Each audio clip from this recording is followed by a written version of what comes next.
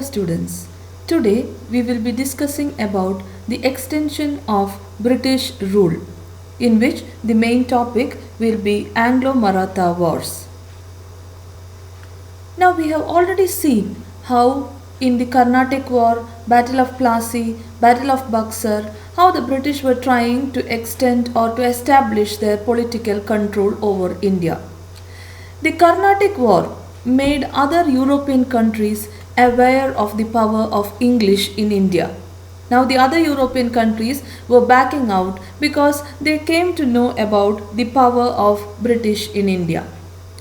The English also gained complete control or political control over Bengal through Battle of Plassey and Battle of Buxar.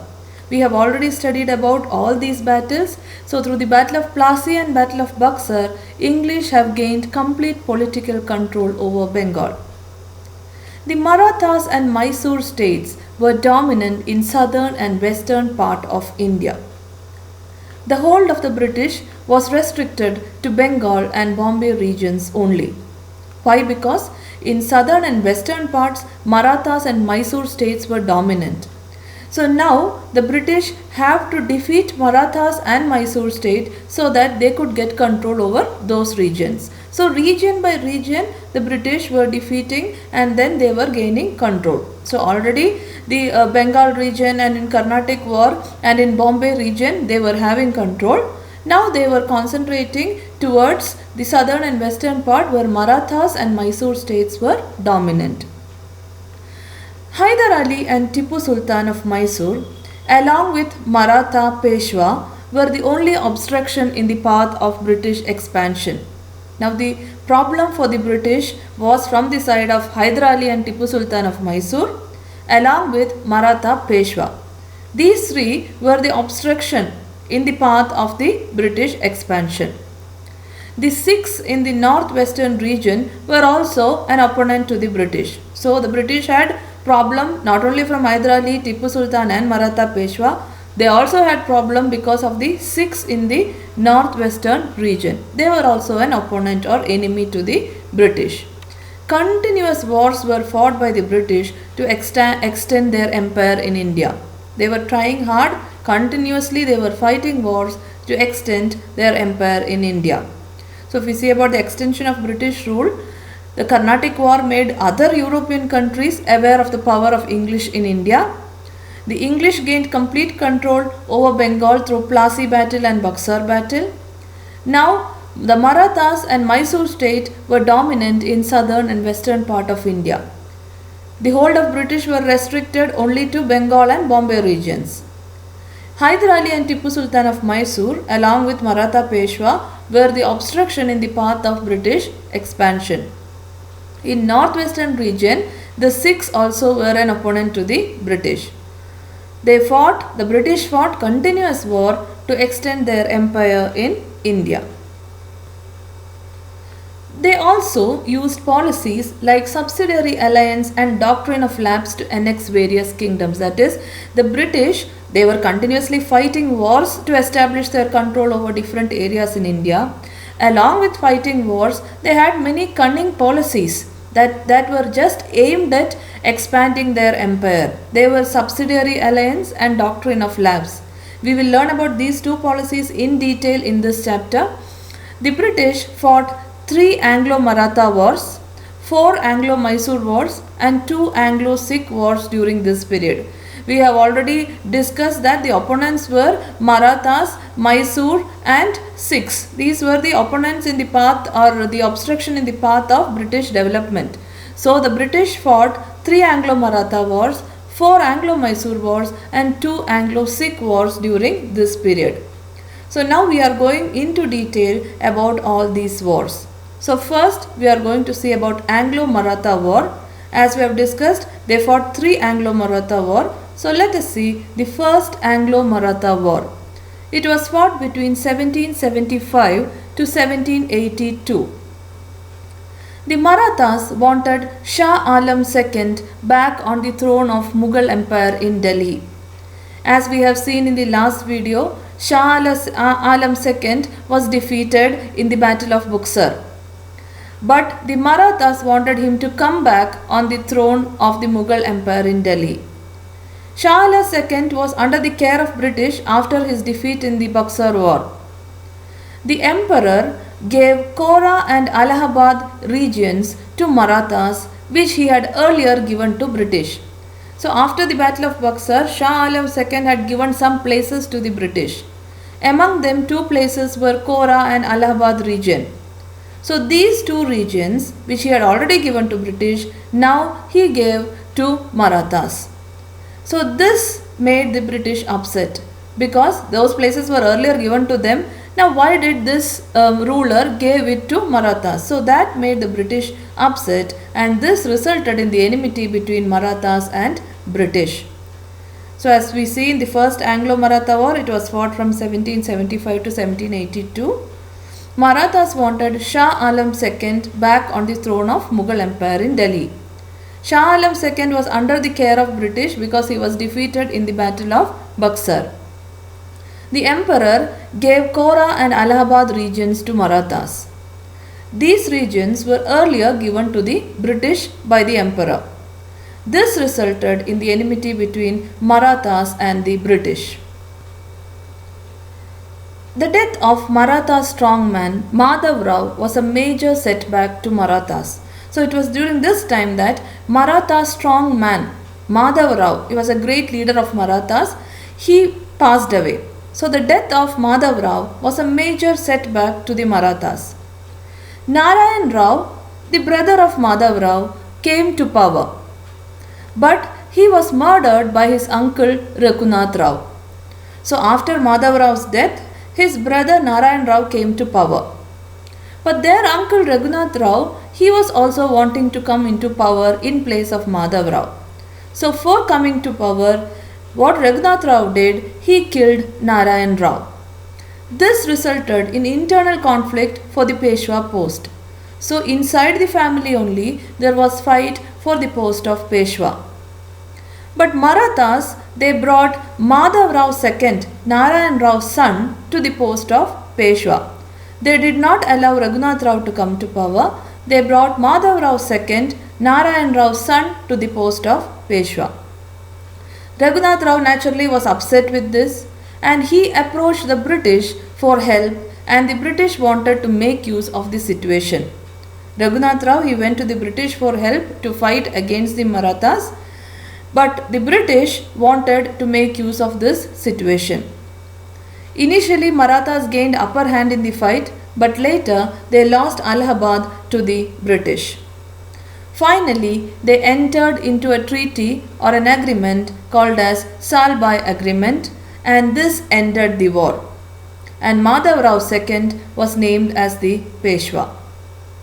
So in first Anglo-Maratha war, after the death of Madhav Rao, who was the strong man of Marathas, the Marathas had a major setback.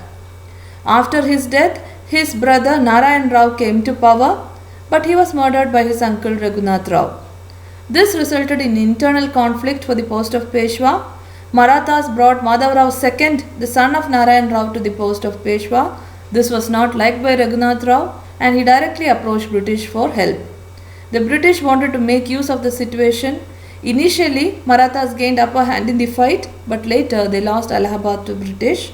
Finally, they entered Salbai Agreement and ended the war, and Madhav Rao II was named as the Peshwa. The Second Anglo-Maratha War, 1803 to 1805. Now, after the First Anglo-Maratha War, there was a few years of peace, and later the Second Anglo-Maratha War started from 1803. The difference between Maratha chiefs was the reason for this war. So an internal problem was the main reason for Second Anglo-Maratha War. That is, the difference between Maratha chiefs was the reason for this war. Enmity broke out between Yashwant Rao of Holkar family and Daulat Rao of Scindia family along with Peshwa Balaji Rao II. So there was an enmity between Holkar family and Scindia family along with Peshwa Balaji Rao II. In 1802, Holkar army defeated the army of Scindia and Peshwa. Peshwa appealed to the British for help. So, whatever is happening, an internal fight happens first. In that, one person goes and asks the help of British. British makes use of the situation and finally becomes successful. In the first Anglo-Maratha war also it was the same situation. Now here in the second Anglo-Maratha war also you are seeing the same situation. So first enmity broke out between Yashwantrao of Holkar family and Daulat Rao of Scindia family along with Peshwa Balaji Rao II.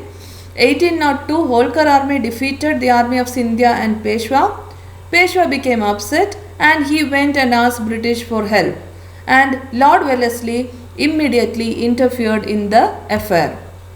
He made Peshwa sign subsidiary alliance by accepting the Treaty of Bassein. Lord Wellesley very consciously made use of the situation and he made Peshwa sign the subsidiary alliance in the form of Treaty of Bassein. Other Maratha families like Holkar opposed this treaty because they knew that if this treaty was signed, naturally their place was going into the hand of British. So other Maratha families like Holkar opposed the treaty. Lord Wellesley defeated various Maratha family army from 1803 to 1805. So continuously Lord Wellesley defeated various Maratha family army from 1803 to 1805.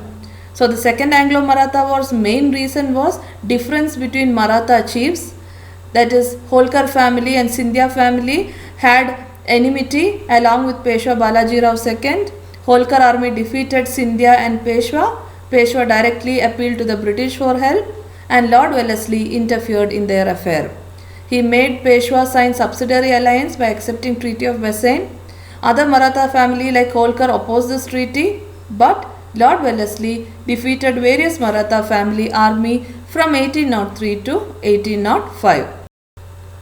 Continuous battles increased financial burden on the company. So Lord Wellesley continuously from 1803 to 1805 was continuously fighting. This became a big financial burden for the company. Lord Wellesley resigned from his post because he was criticized for this. This resulted in peace in the region for some time. So this continuous battles increased financial burden and Lord Wellesley resigned because he was criticized for this. And this resulted in peace in the region. Now let us see the third Anglo-Maratha war, 1817 to 1818. The Marathas tried their best to protect their independence and honor. Continuously, the Marathas were attacked by the British, but they tried their best to protect their independence and honor. Peshwa tried to free himself from the company, but already the British had made him sign a subsidiary alliance, but the Peshwa tried to free himself from the company. He even attacked the British residency in Pune. Appa Sahib of Nagpur and Malhar Rao of Holkar rebelled against the British but was suppressed. So as I told you, they were trying their best to fight against the British but they were all suppressed. Appa Sahib of Nagpur, Malhar Rao of Holkar, they tried to rebel against the British but they were suppressed. Peshwa Bajirao II finally fought against the British at Koregaon and Ashti and later he also surrendered. So finally Peshwa Bajirao II also fought against the British but later he also had to surrender. So in the third Anglo-Maratha war from 1817 to 1818, the Marathas tried their best to protect their independence and honor. Peshwa tried to free himself from the company and he attacked British residents in Pune. Appa Sahib of Nagpur and Malhar Rao of Holkar rebelled against the British but they were suppressed. Peshwa Bajirao II finally he fought against the British but later he also was surrendered. Peshwa post was abolished by the British and they granted a pension to Bajirao II. They somehow wanted to abolish the post of Peshwa and they just granted a pension to Bajirao II. Pratapasimha, descendant of Shivaji, was installed as a ruler of Satara and named him as a traditional leader of Marathas. For namesake, what the British did was they installed Pratapasimha, was a descendant of Shivaji. he was installed as a ruler of Satara and they named him as a traditional leader of Marathas. Thus, they completely suppressed the Maratha resistance. So, today in this video, we have seen about the three Anglo-Maratha war. First Anglo-Maratha war from 1775 to 1782. The second Anglo-Maratha war from 1803 to 1805 and the third Anglo-Maratha war from 1817 to 1818. In all the three wars, we have clearly seen how British used their tactics and techniques to establish power in India, how they made use of some situations and how they established their power in India. I hope you have clearly understood about the three Anglo-Maratha war. Please go through all the three again and again. I hope you like the video. We'll see in the next video very soon. Thank you for watching.